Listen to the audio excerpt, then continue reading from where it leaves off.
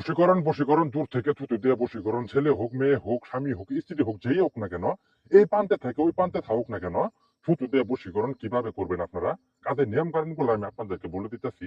স্ক্রিনে দিয়ে লক্ষ্য করেন, যে লক্ষ্যটা দেখতেছেন, স্ক্রিনে দিয়ে লক্ষ্য করেন, যে লক্ষ্যটা দেখতেছেন, যে কোনো ব্যক্তিকে আপনি আপনার বাধ্য করতে পারবেন, আপনার বশীভূত করতে পারবেন। আপনার স্ত্রী হোক স্বামী হোক, আপনার ভালোবাসার মানুষের ব্যক্তির নাম হোক, যেই হোক না কেন, 3 মিনিটে বশীকরণ।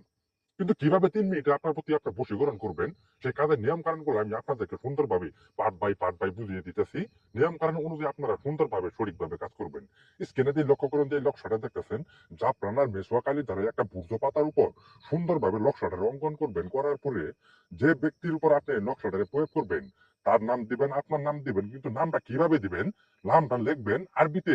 আরবিতে নামটা লিখবেন। যারা আরবিতে নাম না লিখতে পারবেন, আমার কমেন্ট বক্সে কমেন্ট করবেন, আমি এখান থেকে নাম লিখে দিব। আপনারা ওইভাবে সুন্দরভাবে সঠিকভাবে কাজ করবেন। আমার সাথে ফোনে যোগাযোগ করবেন, আমি আরবিতে আপনাদের দুলভ ব্যক্তির নাম লিখে দিব। কিন্তু আমার সাথে ফোনে যোগাযোগ করবেন, কমেন্ট বক্সে কমেন্ট করবেন, কিভাবে কাজ করবেন, কাজের নিয়ম কানুন গুলো আমি আপনাদেরকে বলতেছি।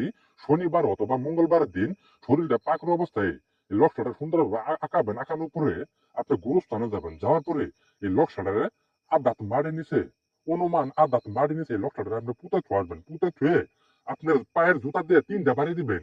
আপনার ভালোবাসার ব্যক্তি, আপনার স্ত্রী হোক, আপনার স্বামী হোক, আপনার পায়ে পড়বে। কিন্তু কাজগুলা সুন্দরভাবে সঠিকভাবে করবেন, এটাই আপনাদের কাছে অনুরোধ।